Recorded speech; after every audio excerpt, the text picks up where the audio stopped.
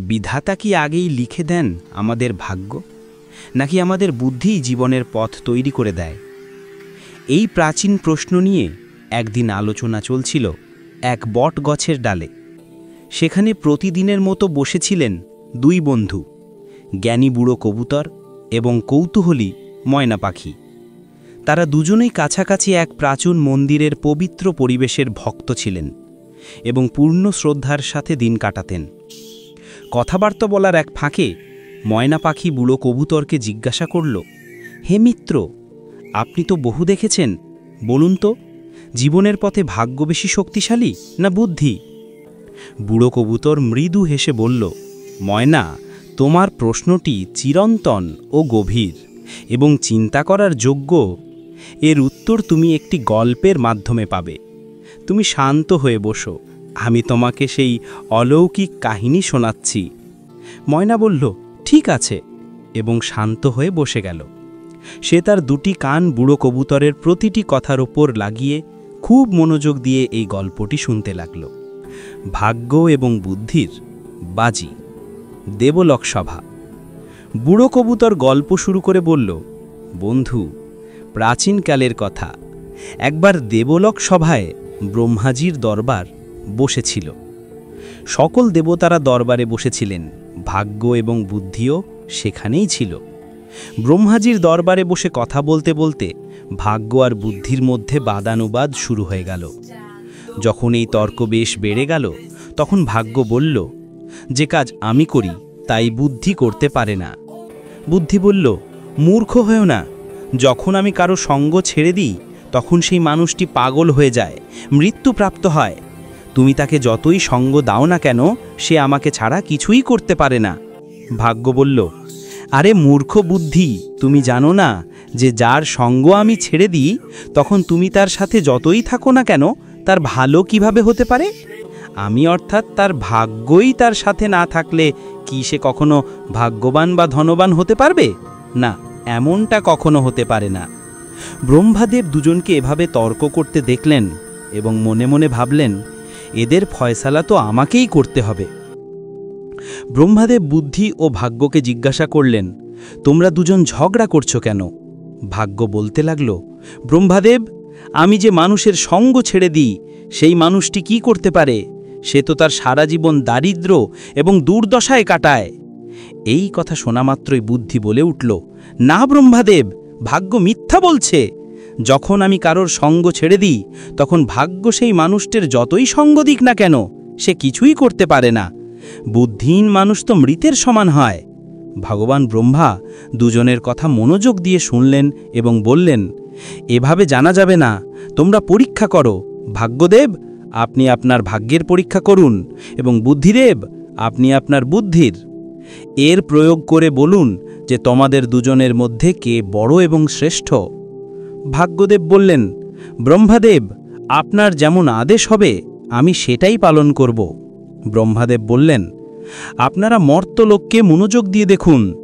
ব্রহ্মাদেব ভাগ্যদেব ও বুদ্ধিকে মর্ত্যলোক দেখালেন এবং বললেন, দেখুন, এই জঙ্গলে একটি গরিব বুড়ি এবং তার একমাত্র 20 বছরের ছেলে কিষান একটি কুঁড়ে ঘর বানিয়ে থাকে।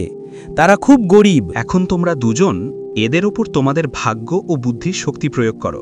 তোমাদের দুজনের মধ্যে যে কেউ এই গরিব কিষানকে ধনবান বানিয়ে দেবে বা সম্রাট বানিয়ে দেবে, সেই তোমাদের দুজনের মধ্যে বড় এবং শ্রেষ্ঠ বলে গণ্য হবে।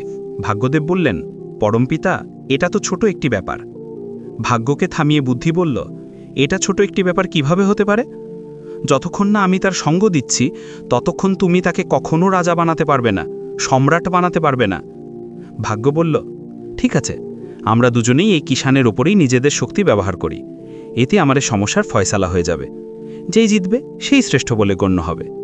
তখনই বুদ্ধি ব্রহ্মদেবকে বলল, ব্রহ্মদেব, আমি কিষানের সঙ্গ ছেড়ে দিয়ে আসছি। বুদ্ধির প্রস্থান ও কিষানের মূর্খতা। বুদ্ধি কিষানের সঙ্গ ছাড়া সাথে সাথেই সেই ছেলেটি তার সঠিক জ্ঞান হারিয়ে ফেলল।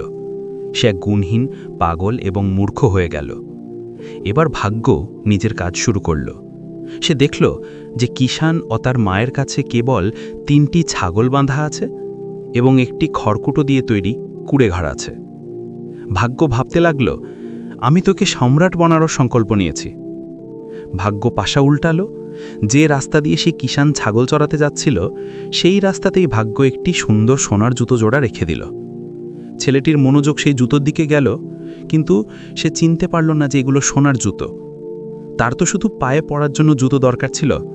তাই সে সেই সোনার জুতো পরে নিল এবং ভাবতে লাগল, চলো, জুতো তো পাওয়া গেল, এতে আমার পায়ে আর কাঁটা লাগবে না। বণিকের আগমন ও ভাগ্যের ব্যর্থতা। সেই দেশের পাশেই এক দেশের রাজা ছিলেন মহারাজ বিক্রম। তার একজন বণিক ছিল যে বিভিন্ন দেশে গিয়ে ব্যবসা করত। একদিন সেই বণিক তার পিতল বোঝাই উঁট নিয়ে সেই জঙ্গল দিয়েই যাচ্ছিল। তখনই তার নজর সেই কিষানের পায়ের ওপর পড়ল। বণিক দেখল যে এই কিষানের পায়ে তো সোনার জুতো, অথচ এর কোনো কদর সে করছে না। বণিক উঠ থেকে নেমে কিষানকে জিজ্ঞাসা করল, ভাই, তুমি এই জুতো কোথায় পেলে? বিক্রি করতে চাইবে? তখন সে কিষান বলল, নিশ্চয়ই বিক্রি করে দেব, কিন্তু আমাকে এই জুতোর বদলে শুধু 1 মণ শস্য চাই, যাতে আমার আর আমার মায়ের দুবেলার খাবার হয়ে যায়। বণিক সেই সোনার জুতো মাত্র 1 মণ শস্যের বিনিময়ে নিয়ে গেল এবং খুব খুশি হল। বুদ্ধি তখন ভাগ্যকে বলল, ভাগ্য, দেখছো না যে তোমার জুতো তো 1 মণ শস্যের বিনিময়ে বিক্রি হয়ে গেল? তুমি তো আমাকে ছাড়া কিছুই করতে পারবে না। ভাগ্য বুদ্ধির কথা শুনে বলল, বুদ্ধি, তুমি চিন্তা করো না, আমি যার সঙ্গ দেই তাকে কেউ রাজা হওয়া থেকে আটকাতে পারে না। আমি একে একজন মহান সম্রাট বানিয়েই ছাড়ব। ভাগ্য আবারও সে কিষানের কাছে আসলো এবং অন্য জোড়া সোনার জুতো, যা সোনা, রূপা এবং হীরা দিয়ে মোড়ানো ছিল, সেই রাস্তাতেই রেখে দিল। কিষান এবারও সেই জুতো কুড়িয়ে নিল এবং এবার সে জুতোর বদলে 1 বস্তা ভাজা ছোলা চাইল। বণিক সনন্দে তাকে ছোলা দিয়ে জুতো জোড়া নিয়ে নিল। মহারাজ বিক্রমের কাছে মিথ্যা বণিক সেই হীরা জহরাত খচিত সোনার জুতো নিয়ে মহারাজ বিক্রমের দরবারে পৌঁছে গেল।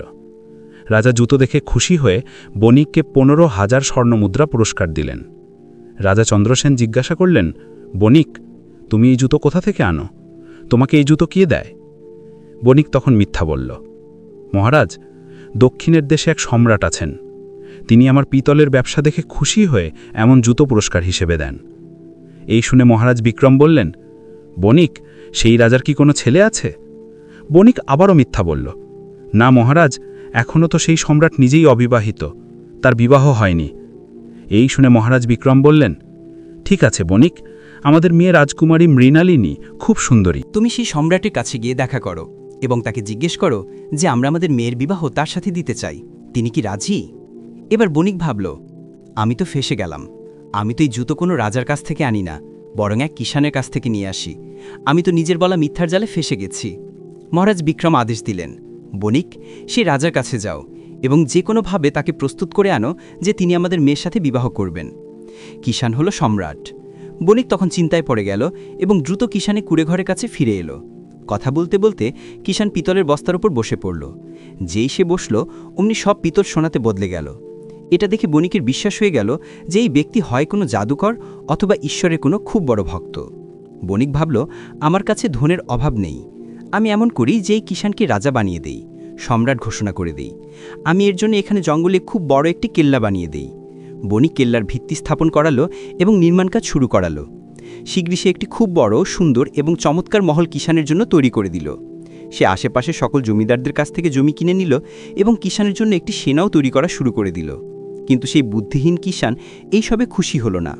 সে বণিককে বলল, তোমার যে ঠিক মনে হয় তাই করো, কিন্তু আমার ছাগলগুলো যেন কোথাও না যায়। যদি আমার ছাগলগুলো চলে যায় তবে আমি তোমাকে জীবিত ছাড়ব না। তবুও বণিক রাজার ভাই কিষানকে রাজকীয় পোশাক পরালো এবং মাথায় মুকুট রাখল।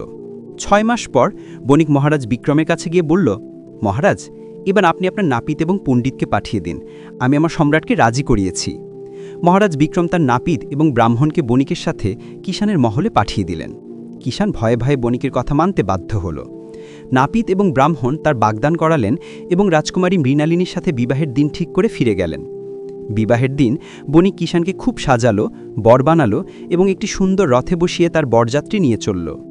বুদ্ধিহীন কিষানের চূড়ান্ত ভুল। কয়েকদিনে সফর করার পর কিষানের বরযাত্রী মহারাজ বিক্রমের মহলে পৌঁছে গেল। যখন কিষান দেখল যে সামনে থেকে ঢাল তলোয়ার নিয়ে রাজা সেনার সাথে স্বাগত জানাতে আসছেন, তখন সে বুড়িভাবে ভয় পেয়ে রথ থেকে নেমে পালাতে লাগল। বণিক তাকে ধরে ফেলল এবং বোঝালো যে রাজা তোমাকেও মেরে ফেলবেন এবং আমাকেও। তুমি এমন কেন পালাচ্ছ? রাজা তোমাকে কিছুই বলবেন না, তোমার বিবাহ হবে, তুমি বউ পাবে। এই শুনে সেই কিষাণ ফিরে এসে রথের উপর বসে গেল। মহারাজ বিক্রম সেই কিষাণের সাথে তার মেয়ে রাজকুমারী মৃণালিনীর বিবাহ দিয়ে দিলেন এবং জামাইকে মহলেরই একটি অংশ দিয়ে দিলেন। রাজপরিবারের প্রথা অনুযায়ী রাজকুমারী মৃণালিনী বধূর বেশে সেজে গুজে খাবার নিয়ে রাতে তার স্বামীর কক্ষে গেলেন। কিন্তু বুদ্ধিহীন কিষাণ এত সুন্দর করে সাজা কন্যা স্বপ্নেও দেখেনি।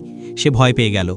তার শৈশবে তার দাদির শোনানো গল্প মনে পড়ল, যেখানে এক রাক্ষসী সুন্দরী সেজে পুরুষকে খেয়ে ফেলে। সে ভাবল, এ কোনো রাক্ষসী তো নয় যে তাকে খাওয়ার জন্য এসেছে। সে ভাবল, রাক্ষসীর হাতে পড়ার চেয়ে ভালো যে আমি এখান থেকে পালিয়ে যাই। এই ভেবে সে উঠল এবং রাজকুমারীকে ধাক্কা দিয়ে ফেলে চিৎকার করতে করতে ঘর থেকে বেরিয়ে পালালো। পালাতে পালাতে সে সোজা নদীর তীরে পৌঁছালো এবং পানিতে ঝাঁপ দিল। রাজকুমারীর অপমানের কথা শুনে মহারাজ বিক্রম তেলে বেগুনে জ্বলে উঠলেন। রাজা আদেশ জারি করে দিলেন যে পরের সকালে তাকে মৃত্যুদণ্ড দেওয়া হবে। একে কারাগারে ভরে দাও। বুদ্ধির প্রত্যাবর্তন ও বিজয়। এসব ভাগ্য নিজের চোখে দেখতে দেখতে নিজের কপালে করাঘাত করছিলেন এবং ভাবছিলেন, এ তো একেবারেই মূর্খ বেরোলো। মূর্খ আমার সমস্ত পরিকল্পনা নষ্ট করে দিল। তখনই বুদ্ধি হাসতে হাসতে তাদের কাছে আসলো। বুদ্ধি ভাগ্যকে বলল, শেষমেশ তুমি হার মানলেই। দেখলে তুমি, তোমার লাখ চেষ্টা সত্ত্বেও সে রাজা হতে পারল না। এখন এই লোকটিকে সাজা দেওয়া হতে চলেছে। বুদ্ধি ছাড়া সে মারা যেতে চলেছে। হতাশ হয়ে ভাগ্য বলল, যদি তুমি এই লোকটিকে বাঁচিয়ে দাও তবে আমি হার মেনে নেব। বুদ্ধি হেসে বলল, তবে ঠিক আছে, এবার আমার কামাল দেখো। দেখো আমি একে কিভাবে বাঁচাই। এই বলে বুদ্ধি কিষাণের মধ্যে প্রবেশ করল। যেই বুদ্ধি কিষাণের মধ্যে প্রবেশ করল, কিষাণ নিজের বাঁচার নতুন নতুন কৌশল ভাবতে লাগল। দ্বিতীয় দিন যখন কিষাণকে মৃত্যুদণ্ডের জন্য মহারাজ বিক্রমের সামনে পেশ করা হলো, তখন কিষাণ বলল, মহারাজ, আপনি আমার শ্বশুর। আমি কি আপনাকে জিজ্ঞেস করতে পারি যে আপনি কোন অপরাধে আমাকে মৃত্যুদণ্ড দিতে চলেছেন? রাজা বললেন, তুমি আমার মেয়ের অপমান করে আমার ঘোর অপমান করেছ। এর জন্য তোমাকে শাস্তি দেওয়া হবে। তখন কিষাণ, যার মধ্যে বুদ্ধি ফিরে এসেছে, বলল, রাজন, আমার বংশের প্রথা হলো যে প্রথম রাতে যদি বর বধূর জানা মতে কোনো ব্যক্তি নদীতে ডুবে মারা যায়, তবে বধূ বিধবা হয়ে যায় অথবা সন্তানহীন থেকে যায়। যখন আপনার মেয়ে ঘরে আসলো, তখনই নদীর দিক থেকে বাঁচাও বাঁচাও বলে চিৎকার করার আওয়াজ আমার কানে পড়ল। আমি নিজেকে আটকাতে পারলাম না এবং সাথে সাথে উঠে ডুবে যাওয়া ব্যক্তিকে বাঁচানোর জন্য নদীর দিকে চলে গিয়েছিলাম। যদি এটা আমার দোষ হয় তবে আপনি আমাকে অবশ্যই শাস্তি দিন। কিষাণের এই বুদ্ধিদীপ্ত মহৎ কথা শুনে মহারাজ বিক্রম খুব খুশি হলেন এবং উঠে কিষাণকে গলা জড়িয়ে ধরলেন। তিনি বললেন, আমাদের পরে তুমি এই দেশের রাজা হবে। পিতাপুত্রীর জুটি লজ্জিত হয়ে নিজেদের অভদ্র আচরণের জন্য ক্ষমা চাইলেন এবং তারপর তিনজন খুশি খুশি মহলের ভেতরে চলে গেলেন। ওদিকে ব্রহ্মার দরবারে বুদ্ধি এবং ভাগ্যের ফয়সালা হয়ে গিয়েছিল। সমস্ত দেবতা বুদ্ধির জয় জয়কার করতে ব্যস্ত ছিলেন। তারা বলতে লাগলেন, ভাগ্য, তুমি কিছুই করতে পারো না। যার সঙ্গ বুদ্ধি দেবে না সে কিছু করতে পারে না। বুদ্ধি হেসে ভাগ্যের দিকে তাকালো। ভাগ্য হেসে বলল, আমি আমার হার মানছি। তুমি সত্যি আমার চেয়ে বড়। গল্প শেষে বুড়ো কবুতর ময়না পাখিকে বলল, দেখলে ময়না, ভাগ্য হয়তো সুযোগ এনে দিতে পারে, সোনার জুতো পথে ফেলে রাখতে পারে, কিন্তু সেই সুযোগের সদ্ব্যবহার করা এবং জীবনকে সঠিক পথে চালনা করার জন্য বুদ্ধি হলো শ্রেষ্ঠ এবং মহান। ময়না পাখি তার প্রশ্নের উত্তর পেয়ে খুশি হলো এবং দুজন বন্ধু খাবারের খোঁজে উড়ে গেল।